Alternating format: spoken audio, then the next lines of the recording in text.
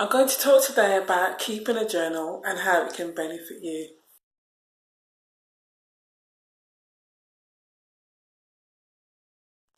You may say to yourself, I've got enough to do. Why would I want to keep a journal? Isn't that for teenage girls? No. A journal is such a useful thing to help with your emotional health and physical health because, as we know, anything that's good for your emotional health is also good for your body as well. Your body and mind is connected, so what's good for your mind is also good for your health as well. There's more and more evidence to support the positive impact that journaling will have on your health.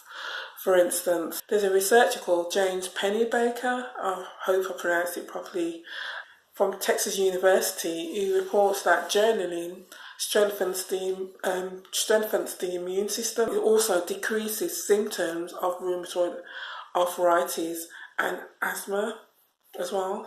He believed that writing about stressful events helps you to come to terms with them, then reducing the impact that stress will have on your body. With MRI scans nowadays, we can learn so much about the brain.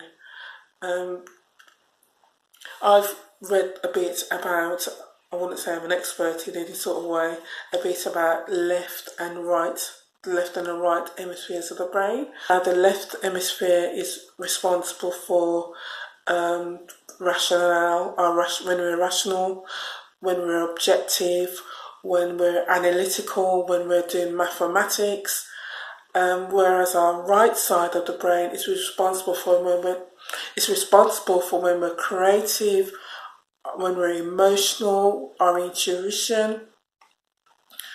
Journaling helps you to access both your left and the right hemispheres of your brain at the same time, because the left side of the brain is responsible for writing and structuring sentences and things like that, and the right side of our brain is responsible for the creativity, our emotions, when we connect to our emotions. So when you are journaling, you're connecting both sides of the brain at the same time. And there are so many benefits of actually doing that, which will take me a long time to explain. Because when you're using your whole brain, both your left and your right side of the brain, you get to understand yourself better. Because there's some research that says that many times we tend to use one side of the brain, mainly the left side of the brain, and we don't get in touch as much with our creativity on our right side of our brain. So having a whole brain thinking gives us a different whole perspective on ourselves. Journaling could also help you clear your thoughts, just to get all that muddled thoughts and all that stress and all that words that are going round around your head down on paper. Just get it out. It also helps to reduce stress when you're writing without judgment, you're writing without fear, you're writing without anyone thinking that anyone's going to criticize you, because what you're writing is private. You choose who you want to see, if anyone at all. You can talk about things that you find hard to talk about, that you can't talk about to anyone else. You can just get it all out. Going back to using the left and the right hand side of the brain, it's also useful for problem solving as well, because you're being rational using the left side of the brain, and you're being creative using the right side of the brain as well. And also, if you decide you want to keep your journals, it keeps a record of how you were at certain times, because sometimes we do forget where we've come from. Sometimes I've looked back in my journals from years and years ago, and I don't recognise myself, and I thought, wow, look how far I've come from. It's such a useful tool for that. And also use it which I find beneficial as well, just to write down all the good things that has happened to you during the day. The small little things that has made you smile.